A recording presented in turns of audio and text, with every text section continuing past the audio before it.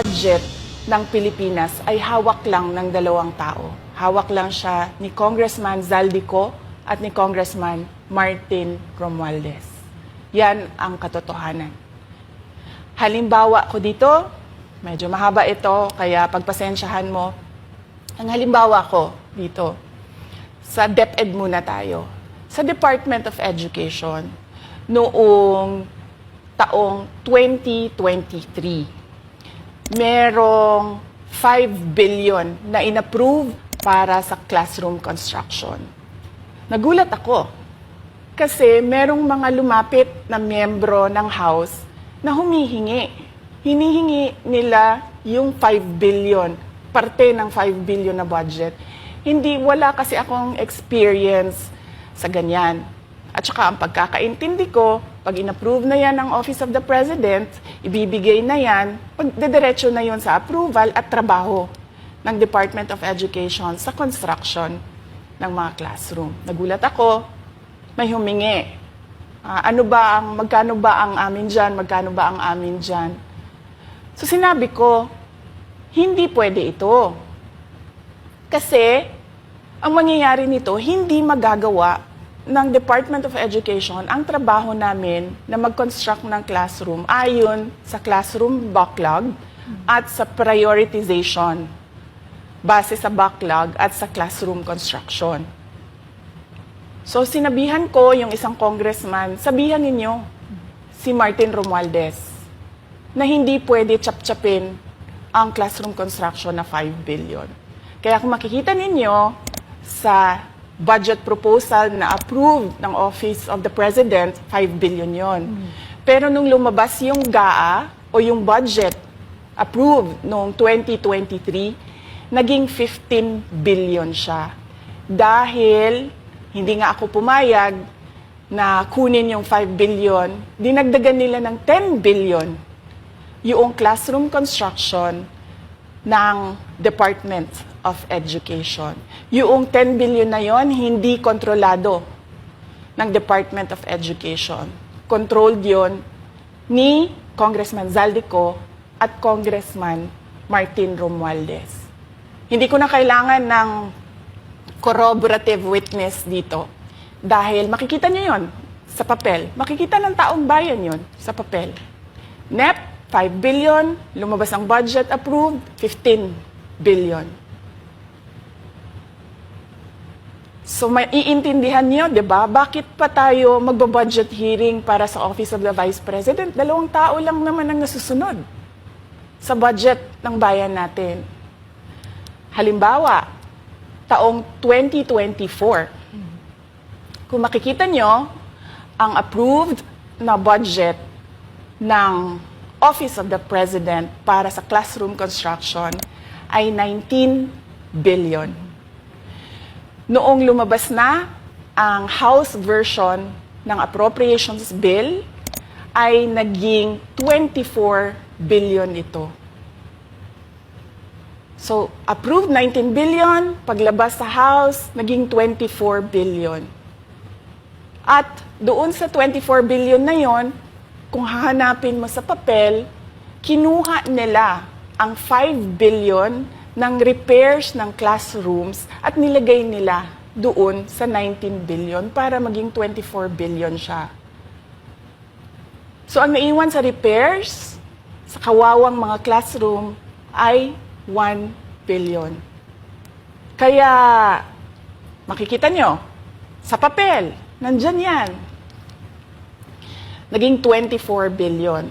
At hindi lang yan, dahil noong 2023 ay hindi ako pumayag na hindi masunod yung DepEd na rules sa paano mag-classroom construction based on need, ang ginawa ngayong 2024, inattach nila ang listahan na kung saan gagawin ang mga classroom construction worth 17 billion.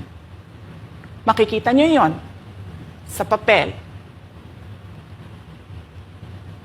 Pagdating namin sa Senate, nakita yon ng mga senador. Tinanong nila ang Department of Education, totoo ba o hindi totoo na galing sa inyo ang listahan ng 17 billion ng mga classroom construction. So sabi namin sa mga senador, hindi totoo. Hindi namin magagawa yung trabaho namin.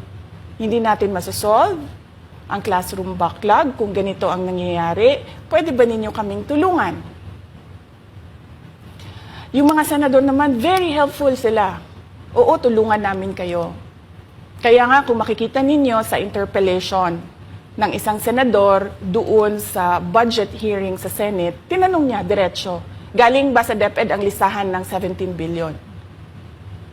Galing ba sa DepEd ang listahan na inattach doon sa House version? Sinabi namin hindi. Hindi galing sa amin yan. On record yon. Makikita nyo sa mga videos, balikan nyo yung mga videos. Makikita nyo. Yes, my concern, Madam Chair, Mr. President, under the GAB, I observed that there was an increase in the budget for the construction of new classrooms from 19.6 billion to 24.6 billion. However, this is my concern, which you mentioned earlier, that the repairs and rehabilitation of classrooms was decreased from 6.5 billion to 1.5 billion. I also have information, Madam Chair, Mr. President, that 24.6 billion allocated under the GAB, but only 9.8 billion from the allocation is left to the discretion of DepEd.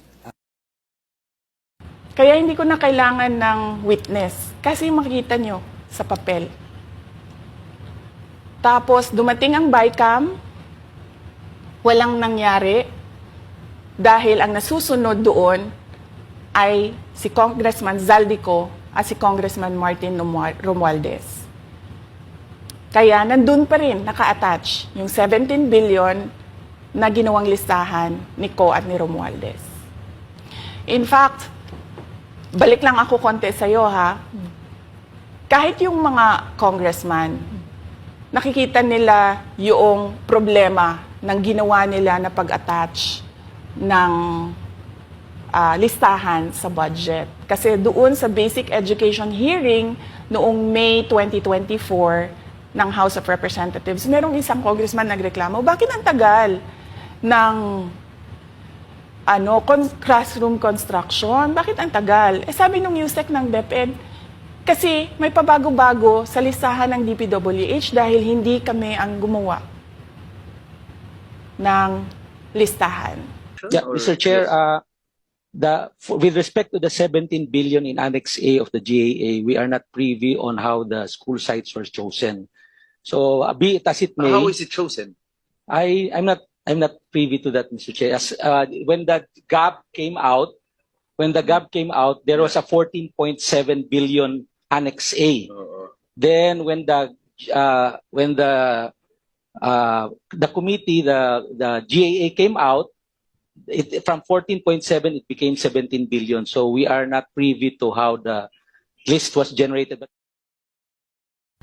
So dagdag ko lang yan doon sa confirmation na kinuha nila yung budget ng DepEd at isa yan sa mga rason kung bakit ako nag-resign sa Department of Education.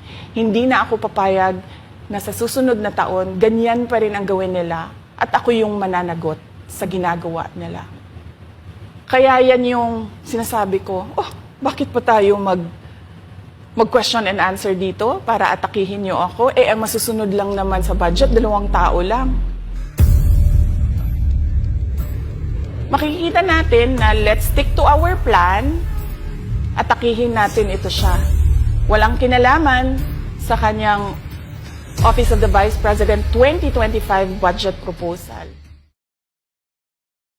Ang budget ng Pilipinas ay hawak lang ng 2 tao. Hawak lang siya ni Congressman Zaldico at ni Congressman Martin Romualdez.